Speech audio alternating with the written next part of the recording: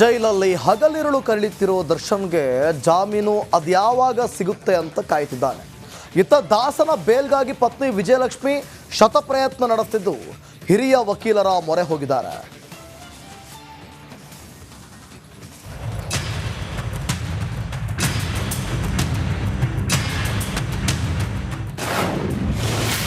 ಜಾಮೀನಿಗಾಗಿ ಪರದಾಡ್ತಿರೋ ದರ್ಶನ್, ಹಿರಿಯ ವಕೀಲರ ಮೊರೆ ಹೋದ ಪತ್ನಿ. ಮರ್ಡರ್ ಕೇಸ್ನಲ್ಲಿ ಜೈಲಲ್ಲಿ ಲಾಕ್ ಆಗಿರೋ ದರ್ಶನ್ ವಿಲವಿಲ ಅಂತ ಒದ್ದಾಡ್ತಿದ್ದಾನೆ. ಅದ್ಯಾವಾಗ ರಿಲೀಸ್ ಆಗ್ತೀನೋ, ಅದ್ಯಾವಾಗ ಜಾಮೀನು ಸಿಗತ್ತೋ ಅಂತ ಪರಿತಪಿಸ್ತಿದ್ದಾನೆ. ಪತಿಗಾಗಿ ಪತ್ನಿ ವಿಜಯಲಕ್ಷ್ಮಿ ಕೂಡ ಶತಪ್ರಯತ್ನ ಮಾಡ್ತಿದ್ದು ಹೇಗಾದ್ರೂ ದಾಸನನ್ನ ಹೊರತರಲು ಕಸರತ್ತು ನಡೆಸುತ್ತಿದ್ದಾರೆ.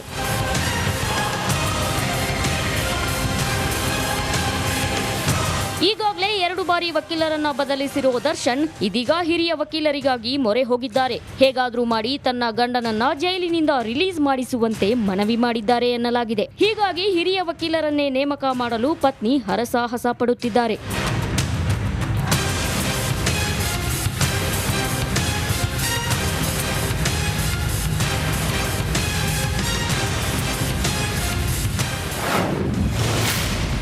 ಮೂರು ದಿನದಲ್ಲಿ ಜಾಮೀನಿಗೆ ಅರ್ಜಿ ಹಾಕಲು ಪ್ಲಾನ್.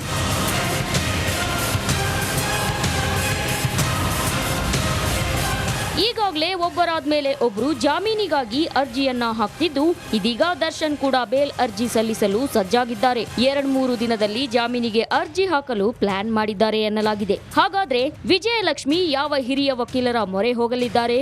ದಾಸನಿಗೆ ಜಾಮೀನು ಸಿಗುತ್ತಾ ಅಂತ ಕಾದು ನೋಡಬೇಕಿದೆ. Bureau report, Republic Kannada. Prajwal Revanna ವಿರುದ್ಧದ ಲೈಂಗಿಕ ದೌರ್ಜನ್ಯ ಆರೋಪದ ಮೊದಲ ಪ್ರಕರಣ ದೋಷಾರೋಪ ಪಟ್ಟಿಯನ್ನ ಎಸ್ಐಟಿ ಅಧಿಕಾರಿಗಳು ಕೋರ್ಟ್ಗೆ ಸಲ್ಲಿಸಿದ್ದಾರೆ. ಮಾಜಿ ಸಂಸದನ ಕಾಮುಕದ ಕಥೆಯನ್ನ ಎಳೆ ಎಳೆಯಾಗಿ ಖಾಕಿ ಪಡೆ ಬಿಚ್ಚಿಟ್ಟಿದೆ. ಅದು ಹೇಗೆ ಅಂತೀರಾ? ಈ ಸ್ಟೋರಿ ನೋಡಿ.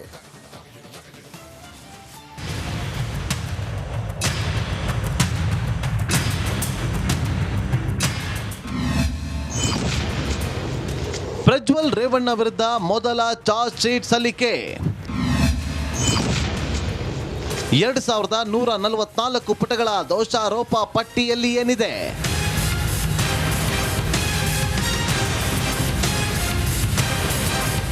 ರಾಜ್ಯ ರಾಜಕಾರಣದಲ್ಲಿ ಸಂಚಲನ ಸೃಷ್ಟಿಸಿದ್ದ ಮಾಜಿ ಸಂಸದ ಪ್ರಜ್ವಲ್ ರೇವಣ್ಣ ವಿರುದ್ಧ ಲೈಂಗಿಕ ದೌರ್ಜನ್ಯ ಪ್ರಕರಣ ಮೊದಲ ಚಾರ್ಜ್ ಶೀಟ್ ಸಲ್ಲಿಕೆಯಾಗಿದೆ.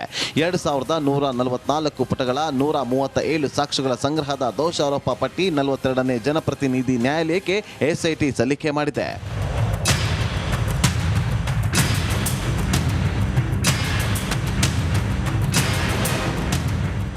ಏನು ಎಸ್ಐಟಿ ಸಲ್ಲಿಸಿದ ಚಾರ್ಜ್ ಶೀಟ್ನಲ್ಲಿ ಸ್ಫೋಟಕ ಮಾಹಿತಿ ಇದೆ. ಹಾಗಾದ್ರೆ ಅದರಲ್ಲಿರುವ ಅಂಶಗಳು ಏನು ಅನ್ನೋದನ್ನ ನೋಡೋದಾದ್ರೆ,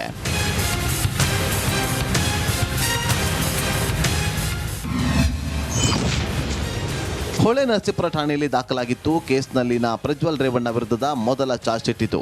ಪ್ರಜ್ವಲ್ ರೇವಣ್ಣ ಮನೆ ಕೆಲಸದವರನ್ನು ಬಿಟ್ಟಿಲ್ವಂತೆ. ಮನೆ ಕೆಲಸದ ಮಹಿಳೆಗೆ ಪ್ರಜ್ವಲ್ ರೇವಣ್ಣ ಕಿರುಕುಳ ನೀಡ್ತಾ ಇದ್ದಂತೆ, ಮೈ ಕೈ ಮುಟ್ಟಿ ದೌರ್ಜನ್ಯವೆಸಗಿದ್ದಂತೆ. ಮಾಜಿ ಸಂಸದ ಹಣ್ಣು ಕೊಡ್ತೀನಿ ಬಾ ಅಂತ ದಾಸ್ತಾನು ರೂಮಿಗೆ ಕರೆದು ಸೊಂಟ ಚಿವುಟದಿದ್ದಂತೆ, ಬರ ಸೆಳೆದು ಸೀರೆ ಎಳೆದು ದೌರ್ಜನ್ಯ ಮಾಡಿದ್ದಂತೆ. ಹೊತ್ತಿಲ್ಲದ ಹೊತ್ತಿನಲ್ಲಿ ಸಂತ್ರಸ್ತೆಯರನ್ನ ಬೆದರಿಸ್ತಾ ಇದ್ದ. ಬೆದರಿಸಿ ನಿರಂತರವಾಗಿ ಲೈಂಗಿಕ ಸಂಪರ್ಕ ನಡೆಸ್ತಾ ಇದ್ದ. ಮನೆ ಕೆಲಸ ಮಾಡಿ ಸುಸ್ತಾಗಿ ಮಲಗಿದ್ರು ಬಿಡ್ತಾ ಇರಲಿಲ್ಲ. ಪ್ರಜ್ವಲ್ ರೇವಣ್ಣ ಕರೆದಾಗ ಅವರು ಮಂಚ ಹತ್ತಬೇಕಿತ್ತು. ಹೊಳೆ ನರಸೀಪುರದ ಮನೆಯಲ್ಲೂ ಅತ್ಯಾಚಾರವೆಸಗಿದ್ದ. ಮನೆ ಕೆಲಸಕ್ಕೆ ಅಂತ ಬೆಂಗಳೂರಿಗೆ ಕರೆತರ್ತಿದ್ದಂತ ಪ್ರಜ್ವಲ್ ಬಸವನಗುಡಿ ಮನೆಯಲ್ಲೂ ಕೂಡ ಅತ್ಯಾಚಾರ ಮಾಡಿದ್ದಂತೆ. ಸಂತ್ರಸ್ತೆ ಎಷ್ಟೇ ಬೇಡಿಕೊಂಡ್ರು ಬಿಡದೆ ಬಟ್ಟೆ ಬೆಚ್ಚಿಸಿದ್ದ. ಡೋರ್ ಲಾಕ್ ಮಾಡಿ ಅತ್ಯಾಚಾರ ನಡೆಸ್ತಾ ಇದ್ದಂತೆ. ಇವತ್ತು ನೀನು ನನ್ನ ಕೈಯಲ್ಲಿ ಒಂಟಿಯಾಗಿ ಸಿಕ್ಕಿದ್ಯಾ, ನಾನು ಹೇಳಿದ ಹಾಗೆ ಕೇಳದಿದ್ರೆ ನಿನ್ನ ಕತೆ ಮುಗಿಸ್ತೀನಿ ಅಂತ ಸಂತ್ರಸ್ತೆಯರಿಗೆ ಬೆದರಿಕೆ ಹಾಕುತ್ತಿದ್ದಂತೆ ಪ್ರಜ್ವಲ್ ರೇವಣ್ಣ. ಸಂತ್ರಸ್ತೆ ಕೊಟ್ಟ ಎಲ್ಲ ಹೇಳಿಕೆಯನ್ನ ಎಸ್ಐಟಿ ದಾಖಲಿಸಿ ಕೋರ್ಟ್ಗೆ ಸಲ್ಲಿಸಿದೆ.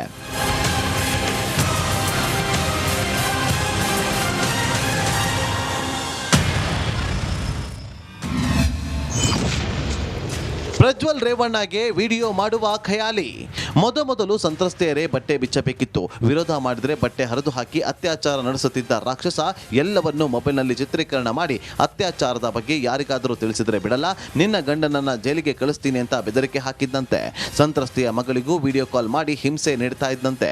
ವಿಡಿಯೋ ಕಾಲ್ ಮಾಡಿ ಅಂಗಾಂಗ ತೋರಿಸು, ಖಾಸಗಿ ಅಂಗಾಂಗ ತೋರಿಸಿದ್ರೆ ವಿಡಿಯೋ ಮಾಡಿಕೊಳ್ತಿದ್ದ, ಖಾಸಗಿ ಅಂಗ ತೋರಿಸದಿದ್ರೆ ವಿಡಿಯೋಗಳನ್ನ ಸಾಮಾಜಿಕ ಜಾಲತಾಣದಲ್ಲಿ ಹಾಕ್ತೀನಿ ಅಂತ ಬೆದರಿಕೆ ಹಾಕ್ತಾ ಇದ್ದ ಅಂತ ಎಸ್ಐಟಿ ಚಾರ್ಜ್ ಶೀಟ್ ನಲ್ಲಿ ಉಲ್ಲೇಖ ಮಾಡಿದೆ.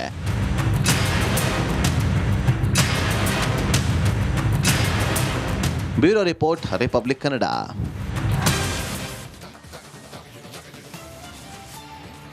ಮಗ ಸಿಕ್ ಹೆಣ್ಮಕ್ಳ ಮೇಲೆ ಎರಗಿದ್ರೆ ತಂದೆ ಮನೆ ಕೆಲಸದವರನ್ನು ಬಿಟ್ಟು ಬಿಡದೆ ಹಿಂಸೆ ಮಾಡಿ ಲೈಂಗಿಕ ದೌರ್ಜನ್ಯ ಮಾಡ್ತಿದ್ರಂತೆ. ಅದು ಯಾರು ಗೊತ್ತಾ? ಬೇರೆ ಯಾರೂ ಅಲ್ಲ, ಅದೇ ಮಾಜಿ ಸಚಿವ ಎಚ್.ಡಿ. ರೇವಣ್ಣನ ಕತೆ ಈ ವರದಿಯಲ್ಲಿ ನೋಡಿ.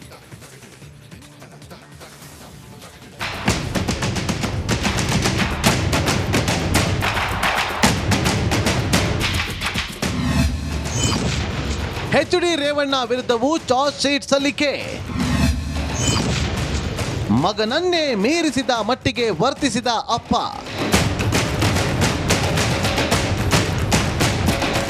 ಮಾಜಿ ಸಚಿವ ಜೆಡಿಎಸ್ ನಾಯಕ ರೇವಣ್ಣ ಕುಟುಂಬದ ವಿರುದ್ಧ ಕೇಳಿಬಂದ ಲೈಂಗಿಕ ದೌರ್ಜನ್ಯ ಆರೋಪದಲ್ಲಿ ಮೊದಲು ಚಾರ್ಜ್ ಶೀಟ್ ಸಲ್ಲಿಕೆಯಾಗಿದೆ. ಲೈಂಗಿಕ ದೌರ್ಜನ್ಯ ಮತ್ತು ಅತ್ಯಾಚಾರ ಪ್ರಕರಣದಲ್ಲಿ ಅಪ್ಪ ಮಗನ ವಿರುದ್ಧ ಚಾರ್ಜ್ ಶೀಟ್ ಸಲ್ಲಿಕೆಯಾಗಿದೆ. ಅಪ್ಪ ಎಚ್.ಡಿ. ರೇವಣ್ಣ ವಿರುದ್ಧ ಲೈಂಗಿಕ ದೌರ್ಜನ್ಯ ಪ್ರಕರಣ ಹಾಗೂ ಮಗ ಪ್ರಜ್ವಲ್ ರೇವಣ್ಣ ವಿರುದ್ಧ ಅತ್ಯಾಚಾರ ಪ್ರಕರಣ ದಾಖಲಾಗಿದೆ. ಹೊಳೆ ನರಸೀಪುರ ಪೊಲೀಸ್ ಠಾಣೆಯಲ್ಲಿ ದಾಖಲಾದ ಮೊದಲ ಪ್ರಕರಣ ಇದಾಗಿದೆ.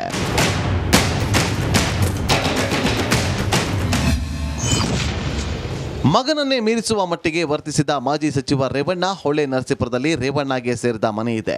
ಅಲ್ಲಿಗೆ ಓರ್ವ ಹೆಣ್ಣನ್ನ ಮನೆ ಕೆಲಸಕ್ಕೆ ಭವಾನಿ ತೆಗೆದುಕೊಂಡಿದ್ರಂತೆ. ಹಾಸ್ಟೆಲ್ ಒಂದರಲ್ಲಿ ಕೆಲಸ ಮಾಡ್ತಿದ್ದ ಮಹಿಳೆ ಭವಾನಿ ಹೊರ ಹೋಗುತ್ತಿದ್ದಂತೆ ರೇವಣ್ಣ ತಮ್ಮ ಚಾಳಿ ಶುರು ಮಾಡ್ತಾ ಇದ್ರಂತೆ. ಕೊಠಡಿಗೆ ಬಾ, ಯಾಕೆ ಕೆಳಗೆ ಹೋಗುತ್ತೀಯಾ, ನಾನೇನು ಮಾಡಲ್ಲ ಅಂತ ಆಗಾಗ್ಗೆ ಕರಿತಾ ಇದ್ರಂತೆ. ಮನೆಯ ಮೊದಲ ಮಹಡಿಯಲ್ಲಿ ಒಂದು ರೂಮ್ ಇತ್ತಂತೆ. ಆ ರೂಮ್ನಲ್ಲಿ ದಾಸ್ತಾನು ಇಡ್ತಾ ಇದ್ರಂತೆ. ಅಲ್ಲಿಗೆ ಎಲ್ಲಾ ಕಾರ್ಮಿಕರನ್ನ ಕರೆಸಿಕೊಳ್ತಾ ಇದ್ದ ರೇವಣ್ಣ ಹಣ್ಣು ವಿತರಣೆ ಮಾಡ್ತಿದ್ದ ನೆಪನ ಮಾಜಿ ಮಿನಿಸ್ಟರ್ ಲೈಂಗಿಕ ಕಿರುಕುಳ ನೀಡಲೆಂದೇ ಕೋಣೆಯಲ್ಲಿ ನಿಲ್ಲಿಸ್ತಾ ಇದ್ರಂತೆ. ಕೆಲಸಗಾರರು ಹಣ್ಣು ಪಡೆದು ತೆರಳಿದ ನಂತರ ಸಂತ್ರಸ್ತೆಗೆ ಲೈಂಗಿಕ ಕಿರುಕುಳ ನೀಡಿದ್ರಂತೆ. ಮಹಿಳೆಯ ಇಚ್ಛೆಗೆ ವಿರುದ್ಧವಾಗಿ ಕೈ ಹಿಡಿದು ಎಳೆದಿದ್ರಂತೆ. ಮೈ ಕೈ ಮುಟ್ಟಿ ಹತ್ತಿರಕ್ಕೆ ಎಳೆದು ಲೈಂಗಿಕ ಕಿರುಕುಳ ನೀಡಿದ್ರು ಎಂಬ ಸಂತ್ರಸ್ತೆ ಹೇಳಿಕೆಯನ್ನ ಎಸ್ಐಟಿ ಅಧಿಕಾರಿಗಳು ಚಾರ್ಜ್ ಶೀಟ್ ನಲ್ಲಿ ಉಲ್ಲೇಖ ಮಾಡಿದ್ದಾರೆ.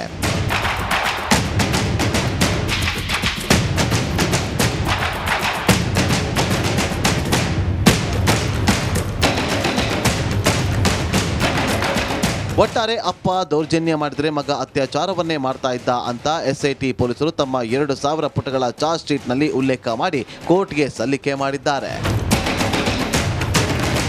Bureau report, Republic Kannada.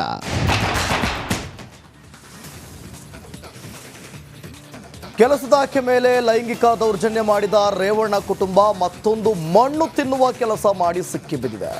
ಅದು ಯಾವುದು ಅಂತೀರಾ? ಈ ವರದಿ ನೋಡಿ.